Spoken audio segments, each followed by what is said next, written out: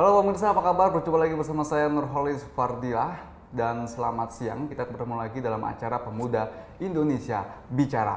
Pemirsa, pada segmen kali ini kita akan membahas mengenai pemerataan pendidikan di Indonesia yang masih minim. Nah, masalah pendidikan di Indonesia sampai saat ini memang masih menjadi masalah yang menjadi topik hangat bagi pemerintah dalam memberantas kebodohan di negeri ini. Nah, banyaknya masyarakat yang sampai saat ini masih buta huruf juga menjadi masalah pendidikan di negeri ini. Kemiskinan pun menjadi salah satu faktor yang mempengaruhi kualitas pendidikan di negeri ini.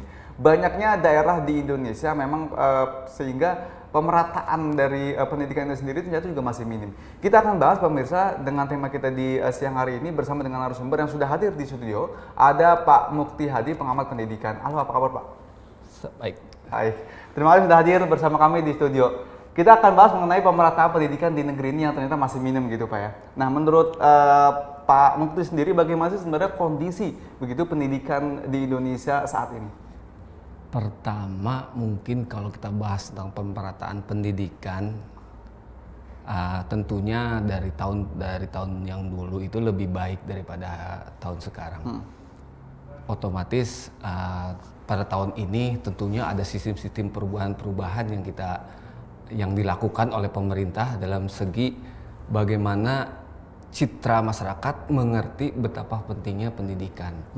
Jadi menurut saya pada saat ini tentunya sistem pendidikan ini perlu disadari oleh masyarakat karena masyarakat di daerah-daerah kurang begitu mengerti karena tentang pendidikan. Oke, apakah Anda sepakat bahwa pemerataan pendidikan sampai saat ini masih minim? Ya, karena dilihat dari sistem wilayah, letak geografis Indonesia ini saya kira sangat beda dengan kultur di kota. Contoh, misalnya dalam suku-suku daerah, kita banyak kebudayaan suku-suku yang ada di Indonesia. Mereka belum mengerti tentang pendidikan. Contohnya, ketika mereka tidak mengerti pendidikan, otomatis mereka mengandalkan tradisi yang ada pada kebudayaan dahulu. Untuk zaman pada saat ini mereka belum siap menghadapi zaman yang udah secanggih teknologi ini. Oke, maksudnya era globalisasi saat ini ya? Iya. Nah, ini kan sebenarnya MEA ya, Masyarakat Ekonomi ASEAN sudah diberlakukan 1 Januari 2016 kemarin. Nah, ini juga peran bagi guru-guru juga begitu pendidikan untuk menciptakan anak-anak murid ini supaya memang nanti berkualitas begitu kan. Nah, apakah memang sistem yang sekarang sudah dilakukan oleh pemerintah, ada kurikulum 2006, sempat juga beralih ke 2013 walaupun sebenarnya baik lagi begitu ya ke 2006. Apakah ini bisa menunjang begitu kualitas anak-anak murid sehingga guru-guru juga bisa berkualitas juga gitu Pak? Tadi saya di muka dikatakan bahwa hal pendidikan yang dahulu dan saat ini tentunya lebih baik pada saat ini karena pemerintah sudah membuat sistem-sistem atau strategi untuk dikembangkan kurikulum apa yang tepat untuk disampaikan kepada peserta didik. Contoh seperti tadi dikemukakan bahwa kebudayaan kita di sini masalah yang krusial karena berbeda-beda suku, berbeda-beda juga kebudayaan. Ya. Tentunya pendidikan ini disesuaikan kepada kultur budaya masing-masing. Contoh karena pendidikan ini disesuaikan oleh sumber daya alam setempat. Oke, apakah menurut Anda saat ini belum menggunakan kultur atau budaya dari setiap daerah itu? Iya, kalau saya lihat selama ini belum, baru diterapkan pada tahun-tahun ini. Oke. Karena peserta didik belum mengerti memanfaatkan sumber daya. Inilah peran peserta para pengajar. Contohnya begini, misalnya dia sekolah itu ada di wilayah pegunungan atau di daerah laut. Tentunya kalau mereka diberi pembelajaran atau pengetahuan tentang cara-cara memanfaatkan sumber daya alam, justru mereka itu akan bisa menghasilkan karya yang bisa memanfaatkan sumber daya alam. Oke, kita lihat kan banyak di daerah ada juga di laut atau mungkin jauh dari perkotaan gitu. Nah, apakah kualitasnya berbeda dengan guru yang ada di kota sejauh ini? Yang Anda lihat?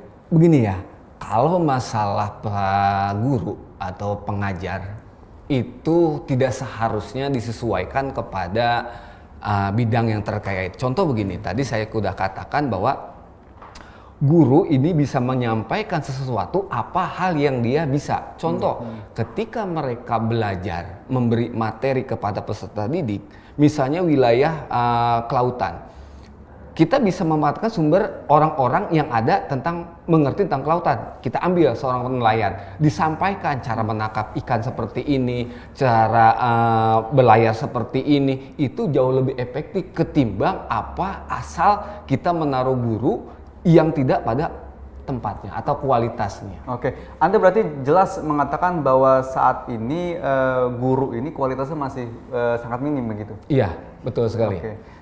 Kan banyak ada sistem pemerintah, ada sertifikasi begitu Iya, kan? iya.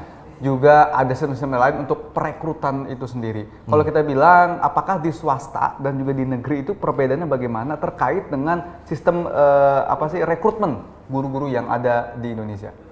Tentunya di sini tentang sertifikasi ada sistem-sistem tahapan-tahapan. Pertama, kalau misalnya guru ini sudah masa jenjang jabatannya sudah melebihi dari 5 tahun. Kalau dari 5 tahun ini bisa dimasukkan atau ajuan untuk mengikuti uji kompetisi. Pertama, yang mendaftarkan ini adalah tahu ini adalah sekolah. Sekolah itu dinaungi oleh kepala sekolah. Ketika guru ini udah masa jabatannya sudah sesuai dan mempunyai sarjana sesuai mata pelajaran ataupun sudah S1, itu bisa layak diajukan. Dari sistem situlah kinerja guru bisa dikatakan kualitas atau tidaknya. Nanti ketika diajukan ada yang namanya uji kompetisi guru. Sertifikasi itu kan bahasa kasarnya adalah sertifikat untuk para pengajar. Oke, tapi apakah semua yang sudah mendapatkan sertifikat itu bisa dikatakan sudah berkualitas begitu, Pak? Sebenarnya tidak. Oke. Ini antara 50-50 kalau hitungan persen. Karena kenapa? Banyak guru tidak sesuai dengan kelulusan atau ijazah yang dia miliki. Contoh misalnya sarjananya jurusan tolonglah yang gampang kita lihat pendidikan agama Islam. Banyak yang guru pendidikan agama Islam ngajar di luar sesuai materi. Misalnya ada yang IPS atau materi yang lain. Itu tidak permasalahkan asalkan dia mengerti pembelajaran. Tentunya juga tidak efektif sebenarnya. Ya. Nah itu kan berarti tidak efektif begitu ya. Dia tidak fokus dengan hal yang seharusnya memang diajarkan dengan kemampuannya dia. Iya. Apakah ini salah satu penyebab bagaimana kualitas guru kita semakin menurun dan juga pendidikan kita semakin menurun sampai saat ini? Menurut saya tidak juga. Karena kenapa?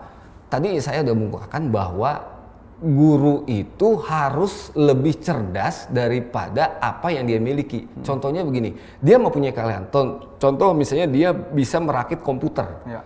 Walaupun dia tidak lulusan dari ahli komputer, tentunya itu lebih masuk lagi ke transfer kepada anak-anak gitu. Jadi lebih efektifnya adalah guru mengerti apa yang diajarkan, dia paham apa yang dia lakukan dan apa yang dia berikan kepada peserta didik. Oke, nah kita lihat juga ternyata banyak guru-guru begitu yang diberikan gaji begitu. Ya. Ini masih dibawa dengan harga standar lah begitu. Dan sehingga memang dia masih mencari jam di luar sekolah begitu. Seharusnya pemerintah ini turut ikut campur. Nah tapi dibilangnya ataukah yayasan yang seharusnya menanggung itu atau pemerintah juga ikut campur hal itu?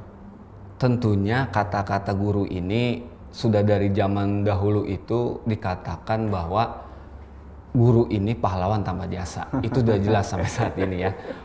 Kalau menurut gaji, kalau guru itu enak, justru menurut saya orang akan berlomba-lomba menjadi guru. Karena kalau kita lihat berapa juta penduduk Indonesia, itu hanya jadi guru hanya sekian persen. Karena kenapa? Dilihat dari nilai gaji. Kita tidak bicara yang PNS ya, tetapi guru-guru yang di daerah-daerah yang benar-benar terpanggil jiwanya untuk mengajar kepada anak didiknya.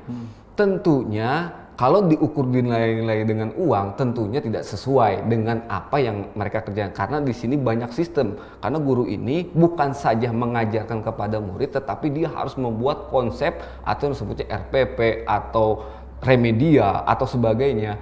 Itu bahan-bahan itu guru yang harus mempersiapkan. Oke, tapi kan apakah kesejahteraan ini berpengaruh begitu sehingga memang guru jadi nggak fokus, fokusnya mencari kesejahteraan mereka sendiri gitu loh Pak?